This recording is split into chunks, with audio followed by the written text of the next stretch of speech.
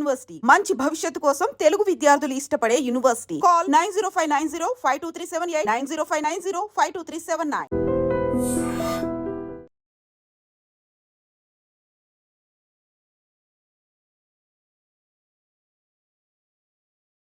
నమస్తే. నమస్తే నమస్తే అన్న. మైను అనగానే ఛత్తీస్గఢ్ పోలీసులకు ఒక గుండెల్లో రైలు పరిగెట్టింది. సిఆర్పిఎఫ్ క్యాంప్ మీద అటాక్, 76 మంది చనిపోవడంతో పాటు చాలా విషయాల్లో మీరు చేశారు.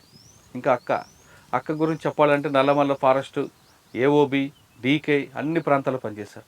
అమ్మ, మీరు ఆ టైంలో అడవిలోకి వెళ్ళిన సమయానికి మీ గ్రామంలో ఉన్న సమస్యలు ఏంటి, ఎందుకు అడవిలోకి వెళ్ళారు, వెళ్ళిన తర్వాత కానీ జరిగిన కార్యక్రమంలో అమరాలు అవడం అనేది కొంచెం బాధాకర విషయం.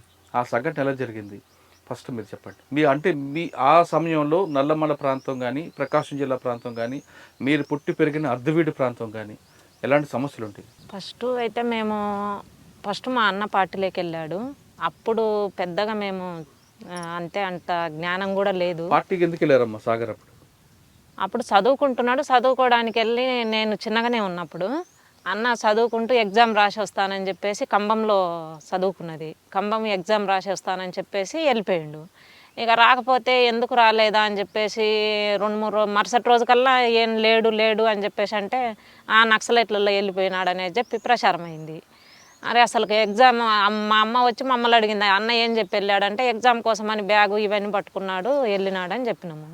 ఇక వచ్చి సాయంత్రానికల్లా ఇక ఫుల్లు ఏడుస్తూ ఉన్నాము. ఇంకా మా అన్న లేడు, ఎటు పోయిండో అని చెప్పేసి. ఇక జనాలందరూ వచ్చేసి వాళ్ళు మత్తు మందు పెడతారు, అటు చేస్తారు ఇటు చేస్తారు, నక్సలైట్లలో తీసుకుపోతే ఎక్కడన్నా చూడండి రైల్వే స్టేషన్లల్లో అంటే. పార్టీ గురించి కూడా అప్పటికి పెద్దగా మాకేం తెలియదు. పార్టీ 2-3 సార్లు మా గ్రామానికి వచ్చింది తప్ప అంతకుముందు పెద్దగా కార్యక్రమాలు జరిగినటువంటిది పార్టీ గురించి కూడా మాకు పెద్దగా తెలియదు. తర్వాత అంత ఆలోచించేంత జ్ఞానం కూడా కాదు మాది, చిన్నగానే ఉన్నాము. ఇంకా అన్న వెళ్ళిన తర్వాత అంటే అన్న కంటే నేను 5 సంవత్సరాలు చిన్న.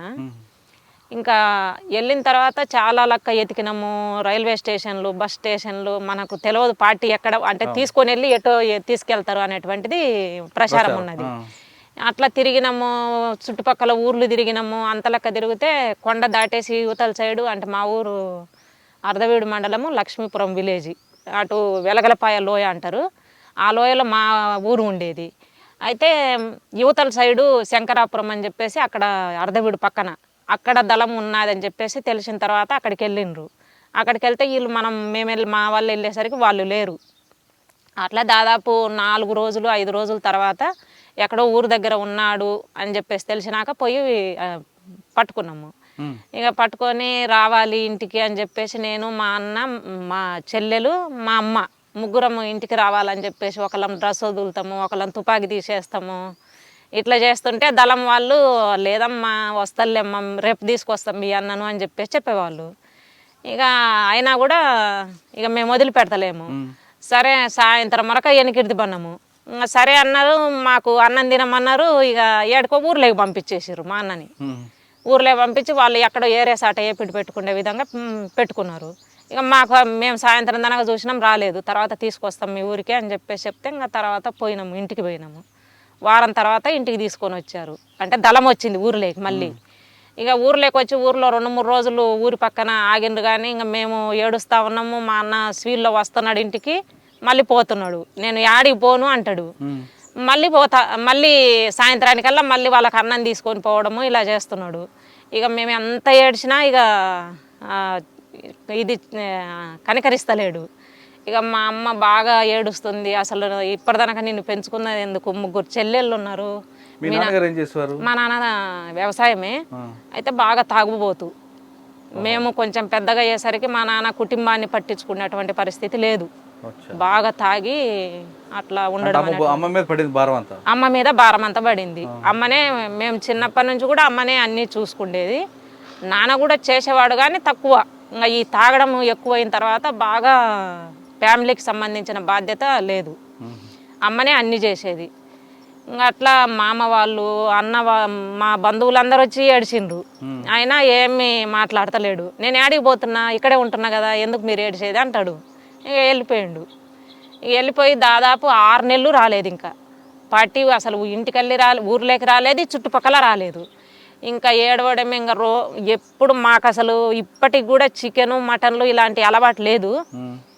అంటే మా అన్న మేము చిన్నప్పుడే పార్టీలోకి వెళ్ళిపోవడము, మా అమ్మ ఎప్పుడు పండగలు వచ్చినా లేకపోతే ఏదన్నా ఫంక్షన్లు జరిగినా ఎప్పుడు మా అన్న గురించి చెప్పి ఇంకా బాగా ఏడవడము ఇట్లనే ఉండేది. ఇంకా అట్లా మాకు చికెన్ మటన్లు కూడా మాకు అలవాటు లేదు, మొత్తం మా ఫ్యామిలీలో తీసుకొచ్చేది లేదు. ఇంకా ఎవరన్నా మా మామ వాళ్ళు తీసుకొస్తే మా అమ్మకు తినేది, ఇంకా అట్లా ఉండేటోళ్ళం. కానీ అట్లా అసలు మొత్తము లేదనమాట. అట్లా ఇక మా అన్న వెళ్ళిపోయిన తర్వాత మళ్ళీ 1997-6 టైంలో కొంచెం ఎక్కువ తిరుగుతున్నారు. ఇంకా మళ్ళీ అక్కడికి రావడము, నేనైతే రానింటికి వచ్చిపోతుంటా అని చెప్పేసి క్లియర్గా చెప్పిండు. ఇంకా అప్పటికి 2 సంవత్సరాలు దాటిపోయింది. నేనైతే ఇంటి దగ్గర ఉండను, నేను ప్రజల కోసం పనిచేయాలనుకున్నా, వెళ్తున్నాను. ఊర్లో ప్రభావం ఎక్కువ ఉందమ్మా? ఊర్లో పెద్దగా ప్రభావం ఏం లేదన్న, చుట్టుపక్కల ఇదంతా ఊర్లో పెత్తందారులు భూస్వాములు అట్లా ఏం లేదు. అంటే జనరల్ గా గ్రామ పెత్తందారులు ఉండేటోళ్ళు, పార్టీ మీద అభిమానం, ఆ పార్టీ మీద అభిమానము. పాటలంటే పాటలు పాడి బాగా ఇంట్రెస్ట్ గా పాటలు పాడేవాళ్ళు, రైతులకు సంబంధించి పాడేవాళ్ళు, విద్యార్థులకు సంబంధించి పాడేవాళ్ళు, లేడీస్ సమస్యల మీద పాడేవాళ్ళు. ఈ పాటలంటే బాగా ఇంట్రెస్ట్ అయితే ఉండేది. మేము మీటింగులు పెడితే మీటింగుల దగ్గరికి వెళ్ళే వాళ్ళము, పాటలు వినేవాళ్ళము. కానీ అవన్నీ వినడానికి బాగానే ఉంది, కానీ మా అన్న వెళ్ళొద్దు అనేటువంటిది మాకు ఉండేది. ఇక లాస్ట్కు చెప్పిండు, నేనైతే వెళ్తాను, ఇంటి దగ్గర అయితే ఉండను, పార్టీలోకి నేను వెళ్తాను, అప్పుడప్పుడు వచ్చిపోతుంటా, మీరు ఏడుస్తే అది కూడా రాను అని చెప్పేసి మాట్లాడిండు. మీరు ఏడవడము ఇంక ఇది చేయడం అది గోల్ చేసిర్రంటే నేను అసలే ఇంటికి రాను, మీ ఇష్టం అని చెప్పేసి మాట్లాడిండు. ఇంకా మేమే కన్విన్స్ కావాల్సిందే, ఎందుకంటే అప్పటికి దాదాపు 2 సంవత్సరాలు అయిపోయింది కాబట్టి ఇంకా కనీసం కళ్ళ చూపు చూసుకోవాలన్నా కావాలి కదా అని చెప్పేసి ఇంకా సరే అని చెప్పేసి ఏడవడం తగ్గించేవాళ్ళము. ఇంకా అట్లా 2 సంవత్సరాల తర్వాత ఇంకా రావడం పోవడం అలా చేసేవాడు. ఇక 2 సంవత్సరాల తర్వాత చెల్లెని కూడా తీసుకెళ్తానని అమ్మకు చెప్పాడు. అయితే అప్పటికి నాకు పార్టీ గురించి పెద్దగా ఏం తెలియదు, రాజకీయాలు ఇలాంటివి నేను చదువుకోలేదు పార్టీలో, ఇంటి దగ్గర నేనేం చదువుకోలేదు, పార్టీలో చదివే నాకు. కాబట్టి ఇంకా పార్టీలోకి వచ్చిన తర్వాతనే నేను చదువు ఎంత ప్రారంభమైంది. అట్లా పార్టీ గురించి పెద్ద రాజకీయాలు ఇలాంటివి అయితే మనకు ఇంటి దగ్గర ఉన్నప్పుడు ఏం లేదు, అట్లా ఉండేది. ఇక సరే అని చెప్పిన తర్వాత ఇక నన్ను అడిగాడు, మరి ఏంటి పద్మ వస్తావా పార్టీలోకి అని చెప్పేసి అంటే సరే వస్తాను అని చెప్పినాము. వస్తాను అని చెప్పి ఇక ఫస్ట్ కొన్ని రోజులు సరే వచ్చి ఫస్ట్ దళం పద్ధతులు పార్టీ పద్ధతులు చూడు, ఆ తర్వాత నువ్వు నీ ఇష్టం. అది పార్టీలు అయితే మంచి బాగుంటారు జెంట్స్, ఈ బయటి సమాజం లాగా పెళ్ళిళ్ళు అయినా ఈ బయటి సమాజం లాగా తిట్టడం కొట్టడం తాగడము ఇలాంటి ఉండవు లక్షణాలు చెప్పాడు. చెప్పిన తర్వాత అయితే మధ్యనే వెళ్ళొచ్చే వాళ్ళము, 1 వారము 10 రోజులు ఉండడము రావడము, నేను మా అమ్మ ఇద్దరం వెళ్ళేసి. అట్లా వచ్చిన తర్వాత ఇంకా 97 ఆ టైంలో ఫుల్ టైమర్గా వెళ్ళిన పార్టీలోకి వెళ్ళిన. 2007 నల్లమల దళమే. అప్పుడు బాలన్నని తూర్పుగోదావరి పశ్చిమ గోదావరి ఆయన ఇప్పుడు బయట ఉన్నాడు, బయటనే ఉంటున్నాడు, కమాండర్గా ఆయన ఉన్నాడు. ఇంకా అన్న కూడా అదే దళంలో ఉన్నాడు. నేను అమ్మ ఇద్దరం వెళ్ళినాము, వారం రోజులు అట్లా ఉన్నాము, మళ్ళీ ఇంటికి వచ్చేసినాము, మళ్ళీ వెళ్ళే వాళ్ళము. అయితే అన్నిటికంటే నాకు పోవడానికి బాగా అంటే ఈ అన్న చెప్పడం ఒకటి, ఇక పోలీసులు బాగా తిరగడము, ఇంటికి వచ్చేసి ఇంటి మీద దాడి చేయడము, అసలు ఎవరు ఉండరు మా ఇంట్లో, మగవాళ్ళు ఎవరు లేరు, మా నాన్న ఎక్కడో ఉండేటోడు, ఎవరు మా మేనమామ వచ్చి మా ఇంటి దగ్గర కూర్చున్నా కూడా ఈడు సాగరే అని చెప్పేసి, సాగర్ అంటే అప్పుడు ఈడు ప్రతాప్ అని చెప్పేసి తీసుకొని కొట్టుకుంటూ పోవడము. తర్వాత నేను ఇంటి దగ్గర ఉంటే నువ్వు వాడి భార్యవా వాడు చెల్లివా అనేటువంటి ఆ మాటలు ఉన్నాయి చూడు, అసలు కనీసం ఎవరు నువ్వు అనేటువంటిది అడిగే ఇది కూడా లేదనమాట, అట్లా మాట్లాడేవాళ్ళు.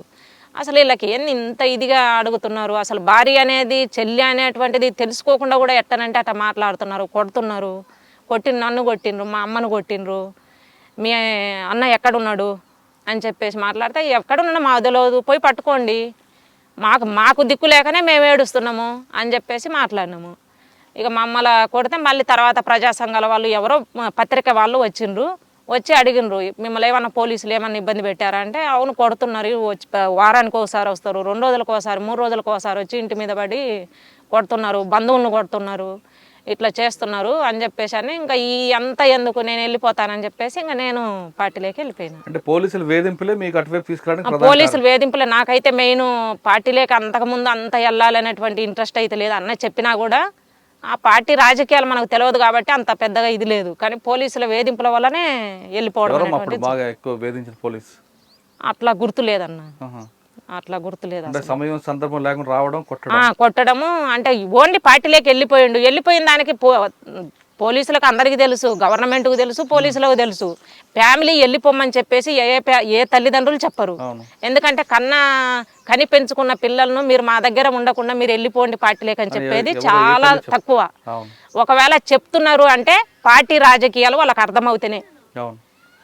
అట్లా అయితే మీకు పోలీసుల వేధింపుల వల్ల నేను లాస్ట్కు పార్టీలోకి వెళ్ళిపోయింది.